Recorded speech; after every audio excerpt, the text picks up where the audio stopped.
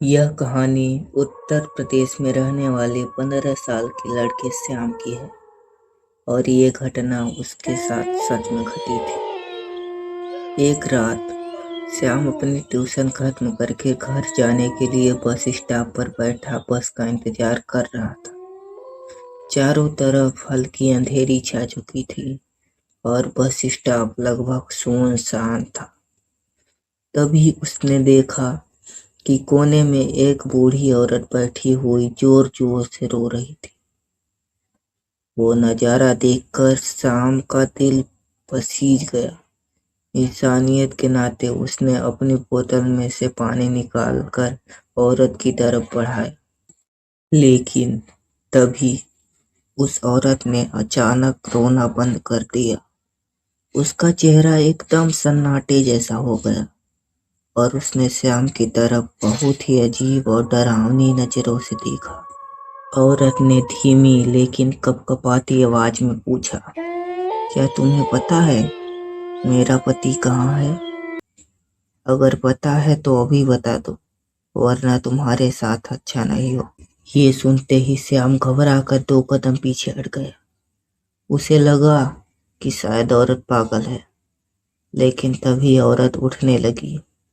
श्याम के होश उस वक्त उड़ गए जब उसने देखा कि उस औरत के पैर टूटे हुए थे और वो जमीन को छुए बिना हवा में चल रही थी।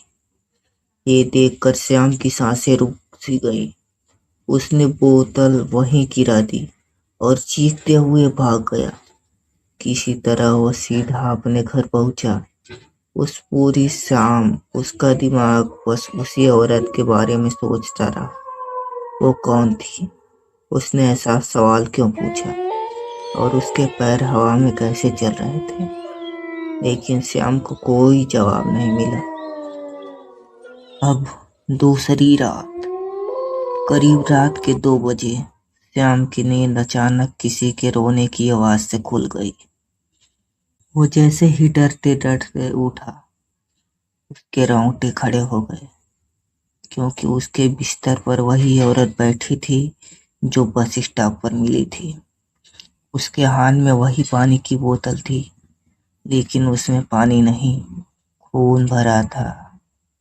औरत धीरे धीरे रोते हुए अचानक चीखने लगी, तुमने मेरे पति को मारा है, तुमने मेरे पति को मारा है।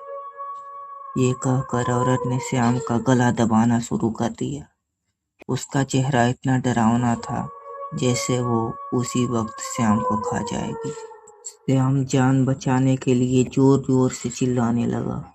उसकी चीखें सुनकर उसके मम्मी पापा दौड़कर कमरे में आए, लेकिन जैसे ही लाइट ऑन की, वो औरत अचानक गायब हो गई थी।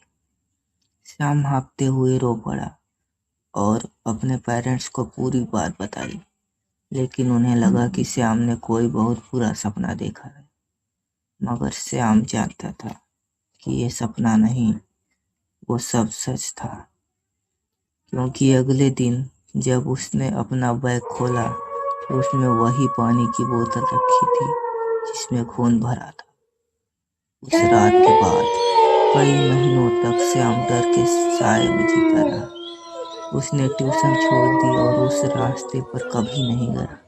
लेकिन आज तक ये राज कोई नहीं जान पाया, वो औरत आखिर कौन थी और क्यों बार बार श्याम से अपने पति के बारे में पूछ रही थी।